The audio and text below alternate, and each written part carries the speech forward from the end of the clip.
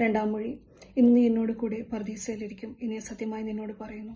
ലൂക്കോസ് 23:43. പ്രത്യാശ നൽകുന്ന വാഗ്ദാനമാണ് ഇത്.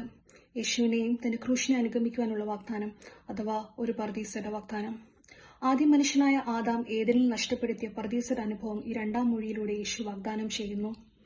മർക്കോസിന് സുവിശേഷം 10-ാം അധ്യായം വായിക്കുമ്പോൾ സെബ്ദെപുത്രന്മാർ യേശുവിനോട് പറയുന്നുണ്ട്, ക്രിസ്തുവേ, നിന്റെ മഹത്വത്തിൽ ഞങ്ങൾ ഒരുവനെ നിന്റെ വലതും ഒരുവനെ നിന്റെ ഇടതും ഇരുപ്പാൻ വരം നൽകണമെന്ന്. യേശു അവർക്ക് നൽകുന്ന മറുപടി ഇങ്ങനെയാണ്: എന്റെ വലതും ഇടതും ഇരുപ്പാൻ വരം നൽകുന്നതോ എന്റേതല്ല, ആർക്കൊരുക്കിയിരിക്കുന്നുവോ അവർക്ക് ലഭിക്കും. എന്നാൽ ക്രൂശിലെ തന്റെ സഹനപീഡ മരണസമയത്ത് തന്നെ ഓർക്കണമേ എന്ന് പറയുന്ന കള്ളനോട് യേശു പറയുന്നു, ഇന്നു നീ എന്നോട് കൂടെ പർദീസയിലിരിക്കും. അനുദപിച്ച കള്ളന് യേശു പർദീസ വാഗ്ദാനം ചെയ്യുന്നു. പർദീസ എന്നത് പേർഷ്യൻ രാജാക്കന്മാരുടെ കൊട്ടാര ജീവിതവുമായി ബന്ധപ്പെട്ടൊരിടമാണ്. ആഡംബരമായി ആനന്ദിക്കുകയും ഉല്ലസിക്കുകയും ചെയ്യുന്ന ഒരിടമായാണ് രാജാക്കന്മാർ പർദീസയെ കാണുന്നത്. വേദപുസ്തകത്തിന്റെ ഗ്രീക്ക് ഭാഷാതരത്തിൽ ഏദൻ തോട്ടത്തെ പർദീസയായി വിവർത്തനം ചെയ്തിരിക്കുന്നു. ദൈവവും മനുഷ്യനും സന്തോഷത്തോടെ വസിക്കുന്നൊരിടം. അത്തരത്തിലൊരു കള്ളന് ദൈവവുമായി പർദീസ പങ്കിടുക എന്നത് അസാധ്യമായ ഒരു കാര്യമാണ്. എന്നാൽ ആ ധാരണയെല്ലാം മാറ്റിക്കൊണ്ടാണ് യേശുവിടെ കള്ളന് പർദീസ വാഗ്ദാനം ചെയ്യുന്നത്. ഇതിലൂടെ ക്രൂശ് എല്ലാവർക്കും ഒരു രക്ഷയുടെ ഇടമായി മാറുന്നു. രണ്ടാമതായി, പർദീസ ഒരു പ്രതീക്ഷയാണ്. യേശുവിന്റെ ക്രൂശീകരണം എല്ലാവരും വീക്ഷിക്കുന്നതായി തിരുവചനം പറയുന്നു. ചിലർ അതിൽ സന്തോഷിച്ചു, ചിലർ അതിനെ പരിഹസിച്ചു, ഒരുവൻ അനുദപിച്ചു, അവന് പർദീസ വാഗ്ദാനം നൽകുകയും ചെയ്തു.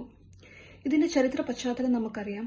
ക്രിസ്തുവിന്റെ കാലത്ത് ക്രൂശീകരണം എന്നത് സർവ്വസാധാരണമായ ഒരു ശിക്ഷാരീതിയാണ്. യേശുവിനോട് കൂടെ 2 കള്ളന്മാരെ കൂടെ ക്രൂശിച്ചിരുന്നു. അതിലൊരുവൻ ചോദിക്കുന്നുണ്ട്, നീ ക്രിസ്തു അല്ലയോ, നിന്നെ ഞങ്ങളെ രക്ഷിക്കാം. പിന്നീട് രക്ഷയില്ല എന്ന് കാണുമ്പോൾ അവൻ യേശുവിനെ ദുഷിക്കുവാനും തുടങ്ങുന്നു. എന്നാൽ തങ്ങൾ ചെയ്ത തെറ്റിന്റെ ഭാഗമായാണ് ഇപ്പോൾ അനുഭവിക്കുന്ന ഈ ക്രൂശ് എന്ന് മറ്റേ കള്ളൻ ഓർമ്മിപ്പിക്കുന്നു. പിന്നീട് അവൻ പറയുന്നു, ക്രിസ്തുവെ, നീ രാജ്യത്വം പ്രാപിച്ചു വരുമ്പോൾ എന്നെ ഓർത്തുകൊള്ളണമേ എന്ന്. ഇങ്ങനെ പറയുന്നതിലൂടെ യേശു പിതാവിന്റെ പുത്രനെന്ന് അവൻ പൂർണ്ണമായി വിശ്വസിച്ചു. യേശുവിന്റെ പുനരുത്ഥാനത്തിലും മടങ്ങിവരവിലും അവന് പ്രതീക്ഷയുണ്ടായിരുന്നു.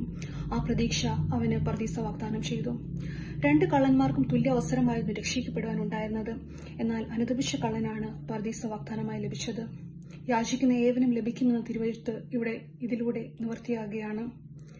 അനുദപിക്കുവാൻ തയ്യാറാണ് എങ്കിൽ രക്ഷയുടെ പർദീസയുടെ വാഗ്ദാനമായി യേശു തീർച്ചയായും കടന്നുവരും. അതിന് 2-ാം മൊഴി നമ്മെ സഹായിക്കട്ടെ. ആമേൻ.